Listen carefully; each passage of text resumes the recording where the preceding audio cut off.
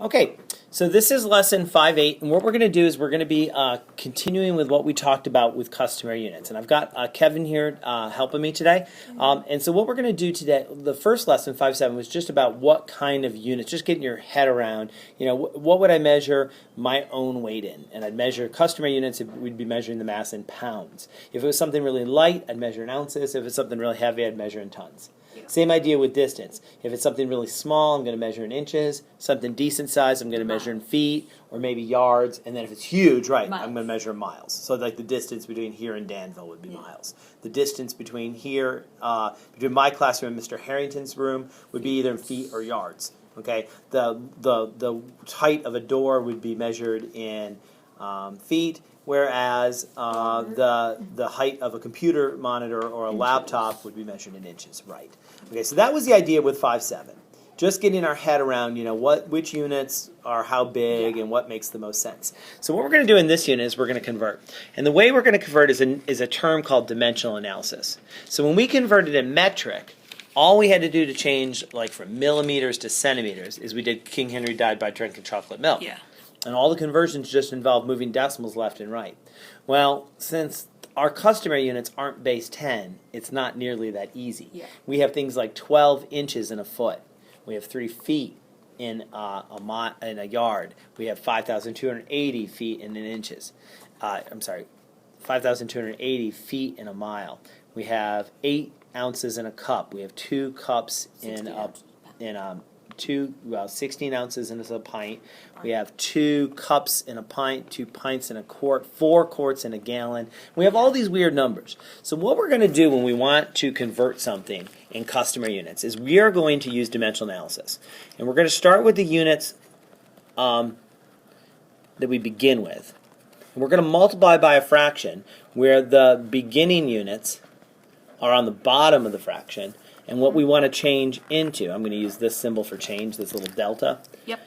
We're going to put that on the top. So for instance, suppose I start with something pretty simple. Let's start with 20 inches, okay? And let's change that into feet. So what we're going to do is we're going to multiply by a fraction.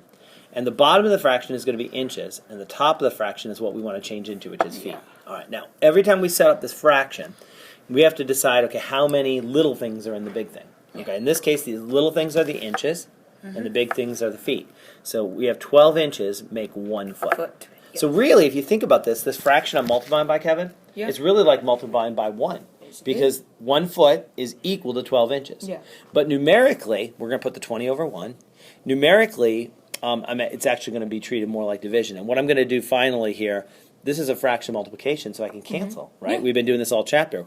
What goes into 20 and 12? 2. 2. So you get 10 and 6. They're still both even. So take another 2 out. What do you get? 5 and 3. And so there's my answer. I get 5/3 of a foot, which is 1 2/3 of a foot. And if I stop and think about that and kind of break it down in my head, 20 inches, if I took 12 inches away and made that into 1 foot, I'd be left with 8 inches. And how much is 8 inches of a 12 foot? It's 2/3 of a foot. So there is my answer, and that's how dimensional analysis works. Okay, so let's try this with pounds and ounces now. Okay. So let's say something weighs 7 pounds, and you want to figure out how many ounces it is. Yeah. Okay, so what we're going to do, we're going to multiply by a fraction, and what do we put on the bottom? Well, we're trying to get rid of pounds. So pounds. So pounds goes on the bottom. We're changing it into ounces.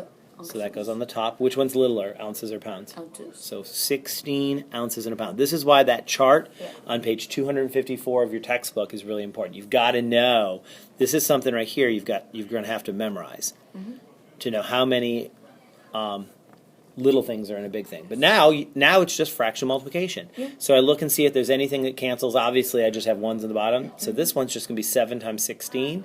If I show my work here, I get 112.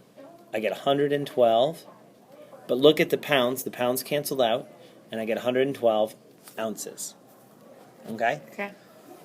So that is how we do customary unit dimensional analysis. Yeah, So that what we're was- going to do, we're not going to make this a long video. It's under 5 minutes, and we're running out of time anyway. So what I want you to remember from this video is we're going to multiply by fractions. Yep. The bottom of the fraction always has to be the unit I'm trying to get rid of. And then in terms of filling in the numbers, we have to know how many inches are in a foot, or how many feet are in a mile, or how many ounces are in a pint or a quart. Yes. Okay, and without knowing that, we won't be able to do the conversion. Now, we will practice these in class, and we'll also practice some kind of hard ones where we've got to do some borrowing and carrying. But I think this is a good place to stop the video today, Yep. and we will practice these in class tomorrow. So, Kevin, thank you for the help. No problem. Everybody else, we'll practice these in class for classwork. All right, thanks for watching. Bye.